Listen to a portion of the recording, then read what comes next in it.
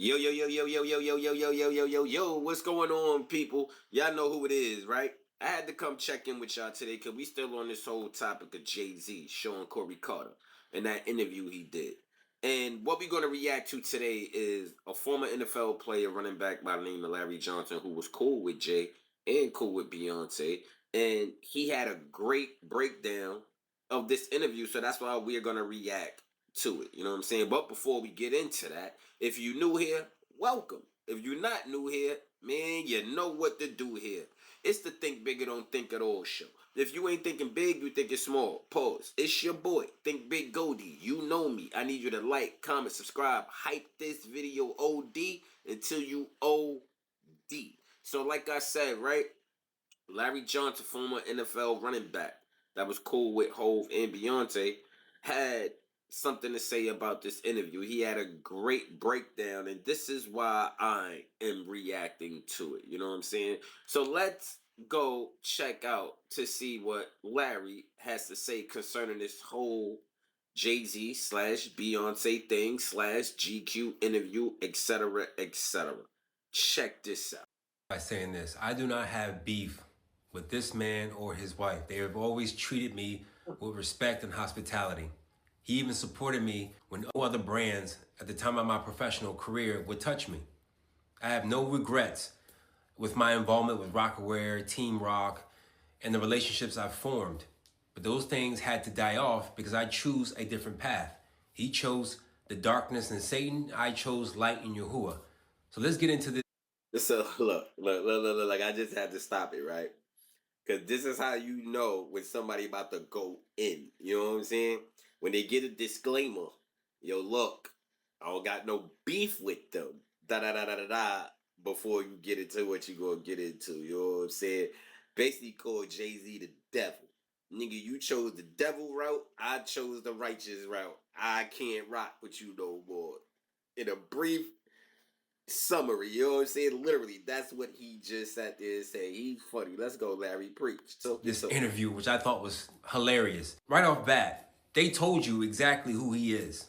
True. People are trying to break down why he had this Congolese mask and how it meant for the struggle or how it meant for the culture. They don't care about who they are as far as their identity. They're never Okay. going to tell you who they truly are or who we truly are. But they Right. know, and they chose a side to be subjugated. He got his hands in the pyramid here. He got his hands in the pyramid here for the photo shoot. His thumbs in the pyramid here for the photo shoot.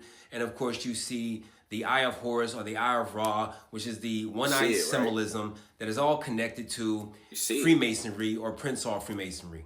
As you can see here, it's all esoteric knowledge. But look, before I had to stop it again. So before y'all go into, oh, this is conspiracy, this is somebody just making some shit up or whatever.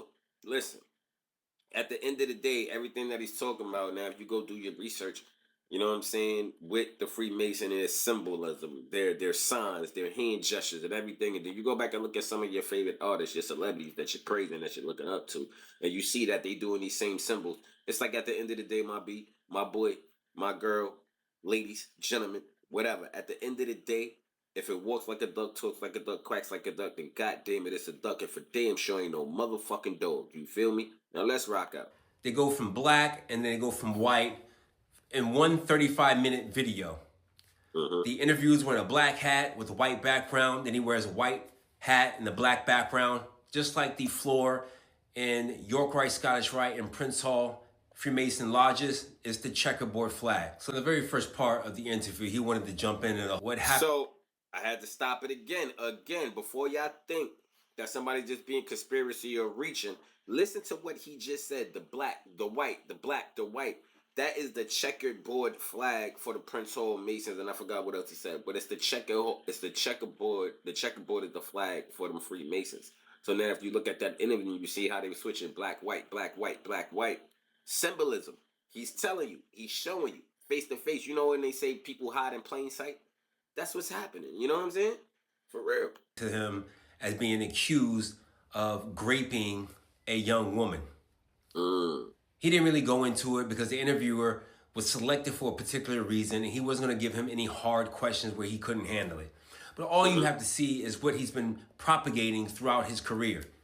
I mean, no one is out here really wearing "Do What Thou Wilt," which is a quote by Aleister Crowley. If you know anything about Aleister Crowley, he was a high-level Freemason who believed in sex magic. He meant drugging young children so they could achieve spiritual enlightenment.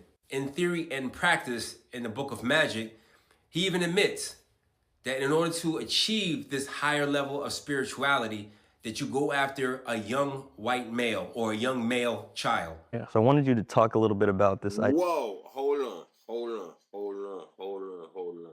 I had to stop it for a second. It is no way in God's green earth that I'm wearing any shirt, any slogan. I'm quoting somebody that has that type of history. You know what I'm saying? Now you quoting this at least whatever his name is, Crowley. You know what I'm saying? And this man had a book about sex magic, taking little kids or little girls, manipulating their mind, little boys, whatever. How is you wearing that? How is this what you represent? You feel me? And because you know the regular public don't really understand or don't know because I'm sorry, we just that stupid. You know what I'm saying? To instead of doing our research, we just, hey, oh, all right, it is what it is. You know what I'm saying? But you're preying on your people, ho, because you know that at the end of the day, a lot of people are not into that shit or don't read certain things. So now when you wearing this, people looking at it like, he just got on that shirt, whatever. People not even looking at that quote that you had on as it came from that guy, Crowley. You know what I'm saying? It's hiding in plain sight again. Like, this is crazy. You have like you said earlier, like the things that you do for the culture, the ways that you put on, the ways that you try to protect and move forward, but kind of the pushback that you get sometimes about people throw capitalists at you in a derogatory sense. Yeah, I think in that verse specifically, the only thing I heard coming up was the American dream until we started being successful. And it was like, wait a minute, you're selling out because you're making money. That was the first thing that was put on musicians. Like, no, I make art first. And then I make sure that I'm compensated for my art. I didn't take advantage. I didn't get here by taking advantage of people. I didn't take no one. That's not my reputation. That's not what I do. I didn't get here by taking advantage of people or taking advantage of, the loopholes in the system or some wrinkle in the. I had to stop it right there again, and I know people y'all seen that interview. You know what I'm saying? When Ho sit there and say he ain't take advantage of people, he's a motherfucking liar. Part of my French. You know what I'm saying? Is just certain things just get me emotional. You a liar, bro. Because at the end of the day, for example, you don't take advantage of people. You took advantage of the whole culture. You took advantage of every black person that's out there. For example, we just gonna sit there and say the title example. With title, you done did these freestyles about Apple Music, Spotify, YouTube, all of this. You did that freestyle, yeah. I would bring it up, but I don't know if I'm gonna get copywritten and all of this. You know what I'm saying? But he had a freestyle when he was talking about that. So now, black people listen to the culture, and invested in you, invested in title. So when they invested in title, you got your bread to the point that you said, "All right, fuck it, I'm selling it." You know what I'm saying? You sold it right to the white man. So you use Capitalist structure. This is where it gets a little iffy. And this is why I don't think there are true Prince Hall billionaires. He signed a 10-year, $150 million, 360 deal to Live Nation in 2008. Then came back 2017 to sign another 10-year deal, a 360 deal with $200 million. These are the architects of this so-called 360 deal. Wow. Y'all, so if y'all don't know, Mr. Jay-Z, Mr. You know what I'm saying? I'm a boss, this, that, and the third, literally is in a 360 deal. You know what I'm saying? So a nickel bag sold in a park, I went in at the end of the day. So this man has signed a 360 deal. So it makes sense. Did it in 08, 2017, he came back, boom, renegotiated deal. Now it's 2026 or whatever, so his deal is coming back up. Oh, it makes sense why Hov is doing all of this. You know what I'm saying? But let's go back into this 360 deal of what Larry's talking about. Come on, preach, my brother. Structured often leads to financial exploitation. So if he's a billionaire, then these men got to be trillionaires because there's no way they would give that much freedom to any black artist to control their entertainment, control their license, control who they are, control the money they make from touring without any of these guys having their hands in it. Facts. The top guy is Hanson, is a manager of former rock bands. Everybody knows Leo Cohen, and these two Tennessee lawyers are the ones that put together the 360 deal. You think when they put this deal together, it was to give artists rights and control? So artists, people, look at the people that created the 360 deal. For all you artists that's trying to go out there and get signed, this, that, and the third, look at the people. Look, they right there. Look. Look at the people. And this is who y'all want to get signed to. You know what I'm saying? People that don't know shit about your culture, they just want their hands in their pocket. And Jay is in bed with them. Pause. Like, come on, bro. Like, what are we talking about? With their artwork? No, it's literally financial slavery. They need you Negroes to believe that they are billionaires, so you keep going into this industry and then getting exposed and then knowing that you have to open up your rectum or your prostate in order to elevate into getting a billionaire status. They don't tell you the other side of these deals. You can get as many degrees as you want, but it's just like trying to get all the degrees you want, but you still got a ceiling.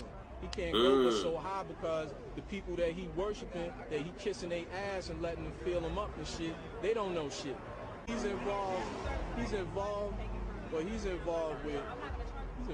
this shit, man. So the reason why they pick drug dealers. So look, wait, before we go on, as a disclaimer, that was when Jazzo was beefing with Jay. You know what I'm saying? Now Jazzo done came back with Jay. You ain't gonna hear Jazzo speak about that. But the thing about when you going through pain and you beefing with somebody, people speak their truth. You know what I'm saying? People really speak their truth. So at that time, Jazzo was speaking his truth. He knew what it was. You know what I'm saying? Like he said, it's a ceiling. They not gonna let you get past. And as long as this man is in bed with them and you under him, you ain't getting past nothing for real. You know what I mean? If you can sell poison to your own people and destroy them, it ain't nothing for you to do it and say it over a beat. So basically, he used him. He was literally the least percentage of owning the Brooklyn Nets. But the reason why they put him up here with the owner, because they needed him to be an image to get people out of their housing. So you... Right. So, good job, Larry. So listen, right? Listen to what he said. He said Jay had the least percentage in ownership. The least percentage. Why is he on a billboard? And he got the least percentage talking about the Brooklyn Nets, and just like he said, so he could get our people to move out, to feel like, oh, Jay-Z said it. Jay-Z represents us, so it has to be good. Y'all see the facade? Y'all see the illusion? Y'all see the magic? It's crazy. Glossed over the fact that, oh, this is a black man in the corporate white world, really being an image and a representation of us, that you can make it out of the hood and you can clean up your past and you could be right up there with the big dogs. No, they were kicking people out of their homes in Brooklyn. Anybody who's attached to Masonry, it's the cult of Baal. They believe in sex worship and human sacrificing. So he quit rap or retired from rap a little short under 2005. His nephew, which he was close with, he was the one that was sacrificed. Then he came out of retirement, October 27th. And then he came out with Kingdom Come, and Khalik is featured on Lost Ones. He thought that he could live his art. Yo, pay attention, people. Pay attention. Go back to see all of Jay-Z's moves. You feel me? He's a puppet. He's a puppet in there. You know what I'm saying? And by being their puppet, Jay-Z turns around and makes us his puppet if we don't know any better. You feel me? Like, it's crazy. Outside of control. And that's why they funneled him back in to Masonry. When you say they, like, who is that? Whatever the threat to, however the system is set up to keep things at status quo and keep us in a position of using words like allow. So anyone that's culpable in creating the system that we operate under, that's they. Yeah. That's they. Everybody know who they is. They can't do anything without allowance. That means York Rite, Scottish Rite allow them to put out a certain image. Jewish mysticism or the Talmud allows them to get away with certain rituals and rites because that's their form of passage to elevate themselves through degrees. It has to involve children. It has to involve sexuality. It has to involve blood sacrificing. You said something just now though about you pushing independence, right? Kind of like in the spirit of Prince. When you embody that, do you feel like you are kind of setting a mold or leading a charge for like what the successful black man is allowed to do, and like Yeah. breaking these spaces, breaking these confines? Yeah. I even want you to take that out of your vocabulary. Take what? Allowed. You know what I'm saying? Like, we're not allowed to do anything. You know, in order for someone to allow you, they have to have authority over you. Can't go but so high because the people Yeah, that he right. worshiping, that he kissing their ass and letting them fill them up and shit, they don't know shit. At the end of the day, Right. they're slipped in there to be gatekeepers for the black community. That is all. Regardless if he says that there's a problem with the Facts. alt-right or people going to Republican, he seems to forget that Trump pardoned a snitch that is on his team. So they flip-flop back and forth, and they don't think you guys can readily identify when they're lying or not because y'all so mesmerized by the artwork, which is why they put everything as visuals and music in front of you Negroes' faces, because you can't readily discern if it's masonry, Luciferianism, Satanism, or if it's righteous. And because you had never seen any image of righteousness on the television, you are fooled by whatever image they give. Right. So, y'all heard what Larry had to say, right? And I completely agree with it. I thought that was a great breakdown just of Jay-Z, period. You know what I'm saying with that interview? Like, yo, at the end of the day, Jay is not for us. I don't care what y'all say.